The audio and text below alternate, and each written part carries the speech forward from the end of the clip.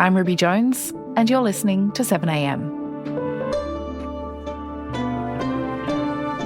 Condoms and other contraceptives are set to become more expensive in China as the Communist Party tries to boost population growth. With the economy slowing, birth rates declining and the population ageing, the government is now trying all kinds of ways to make women have more babies, from taxing contraception to new laws on marriages to cash bonuses and propaganda campaigns.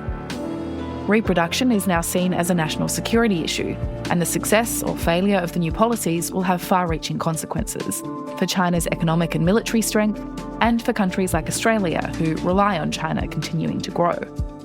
Today, senior analyst at the Mercator Institute for China Studies, Daria Impiombato, on the threat to women's autonomy in China's new phase of population control.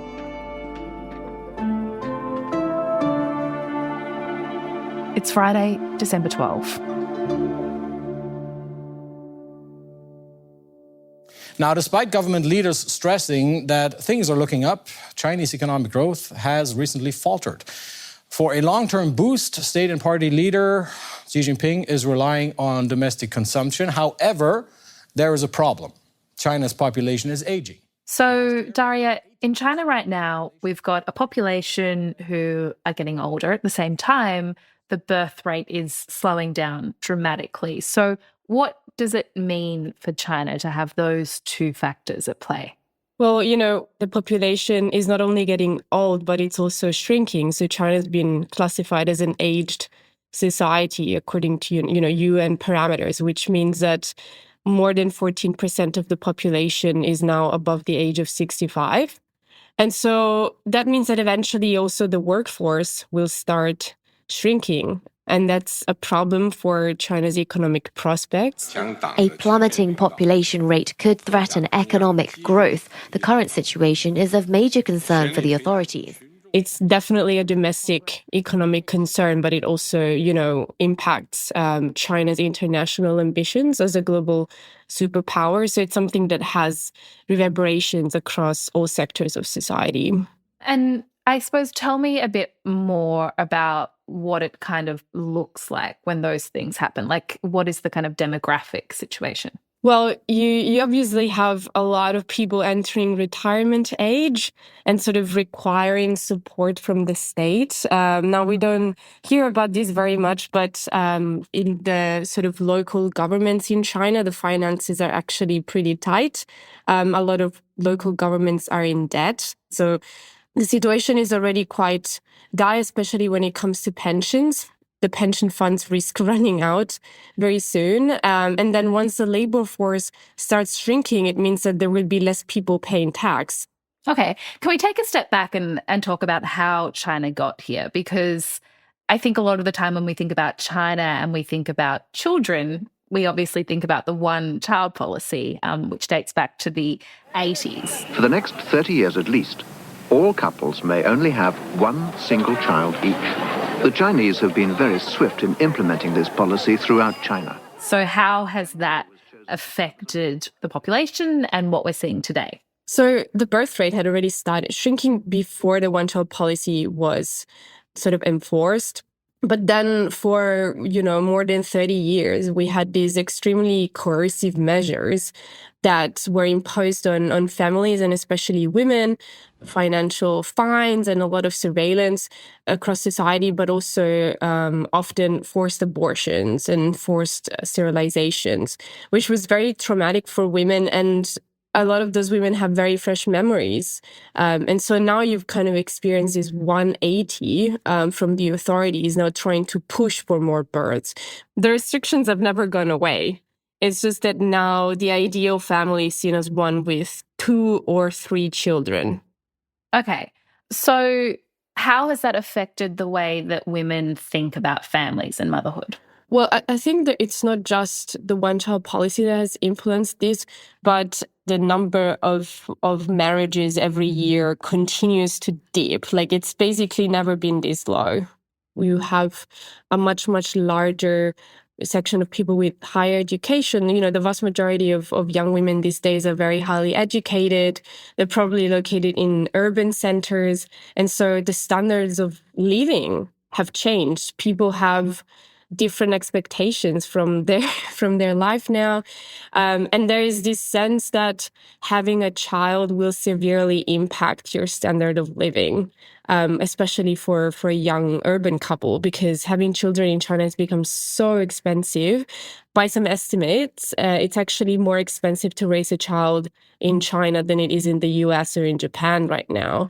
And especially things like the cost of education. So, it's so many factors that play into this decision. Organizations like National Family Planning Organizations or the Women's Federation, they basically want to make it cheaper for young people to get married. So they offer the opportunity to just get married en masse and all expenses covered. And they also receive a patriotic marriage badge from the authorities. But you're probably only going to convince people who wanted to get married in the first place but didn't have the money to do so. I don't think that's convincing anyone who didn't want to get married in the first place. Coming up, the government's not just trying to encourage women to have children, it's trying to coerce them.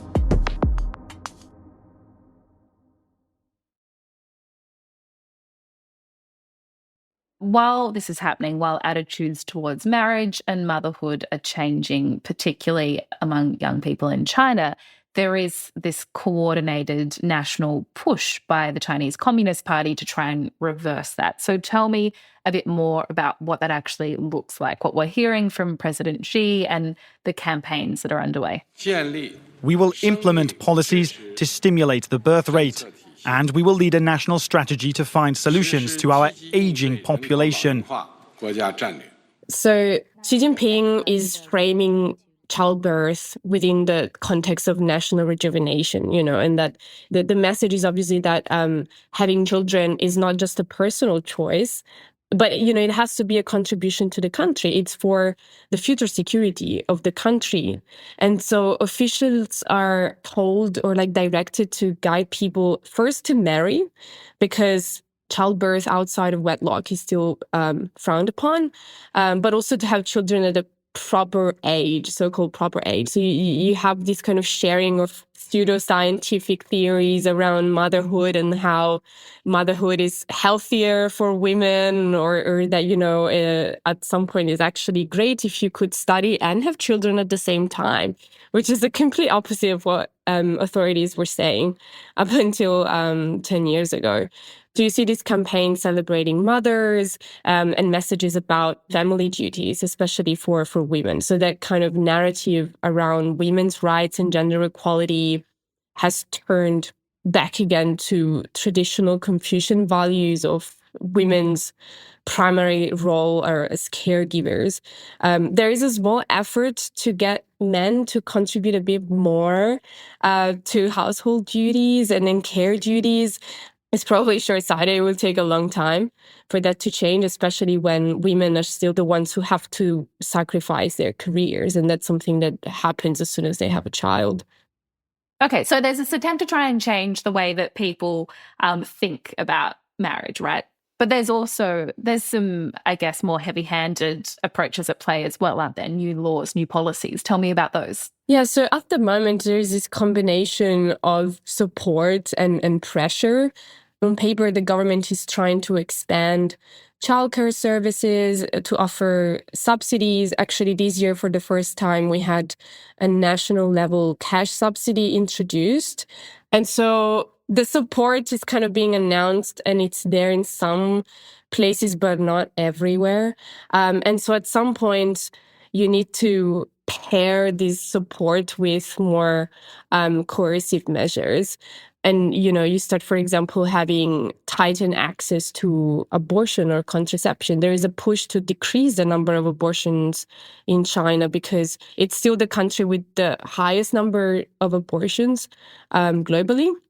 But then, they do things like taking contraceptives off the tax-exempt item list. So it's likely that next year the cost of condoms and things like that is going to increase. Yeah, I wanted to ask about that because some of these measures do seem quite punitive and coercive. So how are people responding to having the state intervene in this way? I would say mostly with skepticism. It's obviously, especially among young people and women, there is a sense that actually the party is not interested in solving the basic structural issues that they're facing, like high living costs or long working hours or these issues with gender equality, but simply just trying to pressure them more. And this can easily backfire. What a lot of women are saying is that they're not convinced. They still don't want to get married and they still don't want to have children. And you said that this is really, for the CCP at least, about the security of the country. So what happens, I suppose, if this attempt to get people to have families, to get married, to have more children, if that doesn't work? How concerned is the CCP about that? I think the CCP and the leadership more broadly are quite worried because they have seen this play out already in other countries, and this trend of population shrinking is almost irreversible. I mean, once it starts happening, it's really, really hard to turn around. So, China's sort of development is funded on this sustained, economic growth. And that risks being impacted by this demographic shift. So I think that the ambitions that Xi Jinping has for China as a global superpower are looking more shaky from a domestic perspective when looking at this issue in particular. And what about what it means for women in China more broadly? I mean, for it to be more difficult for you to get contraception or get an abortion, I mean, these are significant things that impact a woman's life. So how do you think about the future for women when they're kind of in this situation? There are really worrying trends. One of the things that I mentioned in the report is even a court case that happened a year and a half ago, I believe. And in that court case specifically, the judge ruled that a woman had infringed on her husband's reproductive rights because she had an abortion without his consent.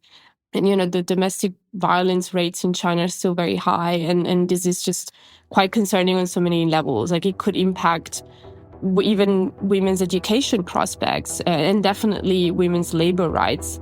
I mean, even if the government can promise that they will give more paternity leave so that fathers also can look after children, companies are not really doing that right now. And there's not enough subsidies for private companies to do that.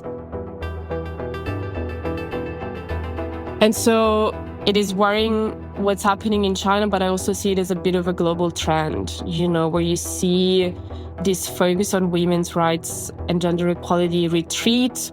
There are similar narratives across Europe and the United States of returning to traditional family values and especially restricting women's autonomy.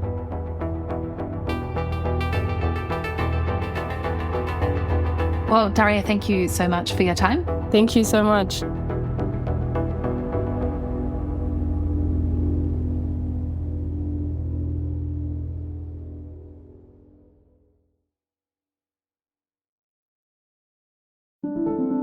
Also in the news, Anthony Albanese has defended his government's use of expenses, saying the rules are set at arm's length from government. The Prime Minister and Communications Minister Annika Wells have been repeatedly asked about her spending, while the pair are out trying to promote the new social media ban for teenagers, which went into effect on Wednesday. When he was asked if the rules should be changed, Mr Albanese said he is not the Finance Minister. And property developers in Queensland are set to be able to make political donations again as the state government introduces new legislation to lift a ban. The practice was outlawed in 2018 by the former Queensland Labor government after the Crime and Corruption Commission recommended that local councils should not be able to receive money from developers, and they expanded it to include state candidates. Debate on the legislation will begin when Parliament resumes in the new year. I'm Ruby Jones. This is 7am. Thanks for listening.